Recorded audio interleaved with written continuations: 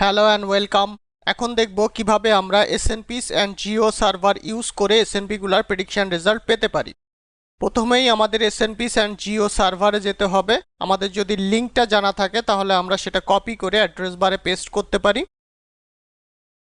SNPs&GO সার্ভারের লিংকটা description বক্সে দেওয়া আছে। এটা হলো SNPs&GO সার্ভারের হোম পেজ।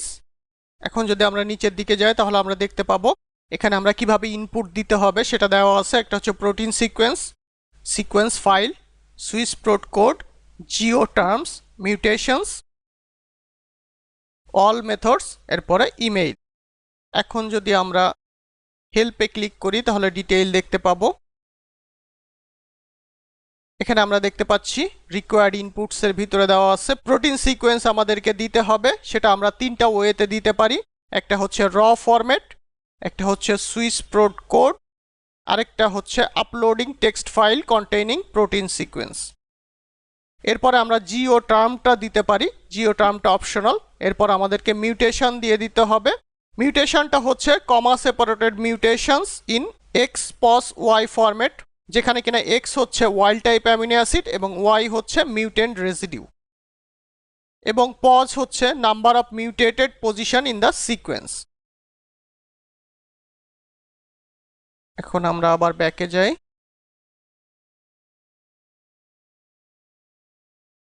এখানে আমাদের যেমন সুইস প্রোট কোড দিতে হবে অথবা প্রোটিন সিকোয়েন্স অথবা সিকোয়েন্স ফাইলটা আপলোড করতে হবে। এই সিকোয়েন্স ফাইল অথবা সুইস প্রোট কোড অথবা প্রোটিন সিকোয়েন্স আমরা কোথায় পেতে পারি সেটা হচ্ছে NCBI জিন পেজে গেলে আমরা এটা পেতে পারি। NCBI জিন,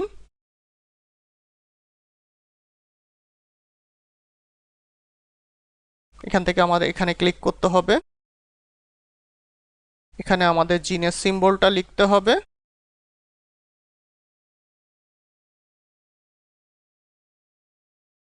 এখানে ক্লিক করতে হবে।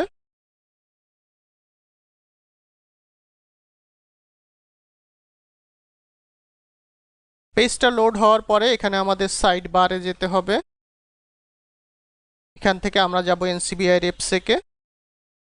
এখানে গেলে আমরা প্রোটিন সিকোয়েন্সটা পেতে পারি, অথবা এইখানে সুইস প্রোট অথবা ইউনিপ্রোট আইডিতে গেলেও আমরা প্রোটিন সিকোয়েন্সটা পেতে পারি। এখানে ইউনিপ্রোট কেবি অথবা সুইস প্রোটের যে আইডিটা আছে এখানে গেলে আমরা সুইস প্রোটের কোডটা পেতে পারি।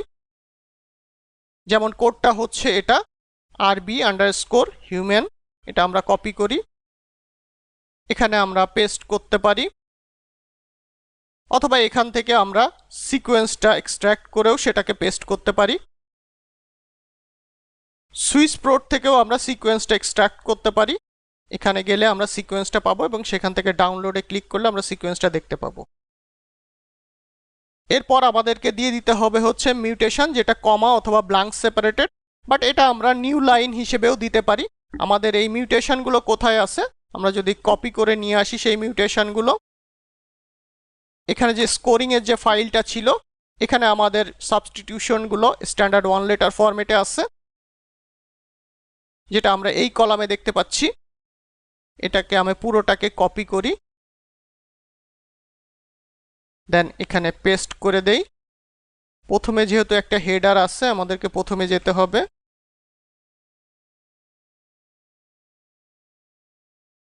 এই লাইনটাকে আমরা ডিলিট করে দিব।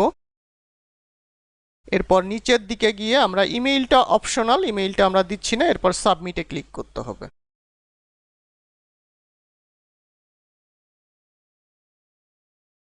এখানে গেলে আমরা রেজাল্টটা দেখতে পাবো। আমাদের প্রেডিকশনটা কমপ্লিট হয়ে গিয়েছে। আমরা নিচের দিকে এখানে প্রেডিকশন রেজাল্টগুলো দেখতে পাবো। যেমন এখানে আমরা দেখতে পাচ্ছি এটা হচ্ছে prediction result of PhD SNP, এবং এটা হচ্ছে SNPs&GO এর প্রেডিকশন রেজাল্ট। সিমিলারলি আমরা সবগুলো মিউটেশনের ক্ষেত্রে এখানে রেজাল্টগুলো দেখতে পাবো। এখন আমরা যদি রেজাল্টটা ডাউনলোড করতে চাই তাহলে আমাদের এখানে ক্লিক করতে হবে। এরপরে আমি Ctrl+S দিয়ে এটাকে সেভ করব।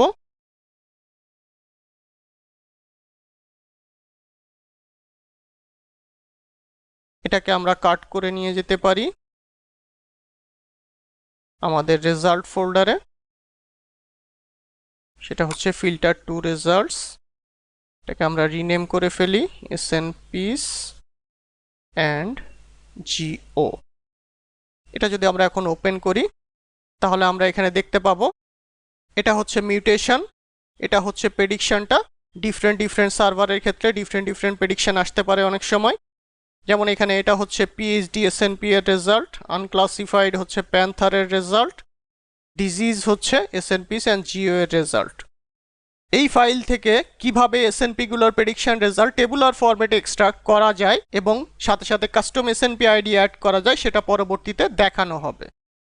এখন তাহলে দেখলাম কিভাবে আমরা SNPs&GO সার্ভার ইউজ করে এসএনপি গুলোর প্রেডিকশন রেজাল্ট পেতে পারি এবং সেই রেজাল্টগুলো ডাউনলোড করতে পারি।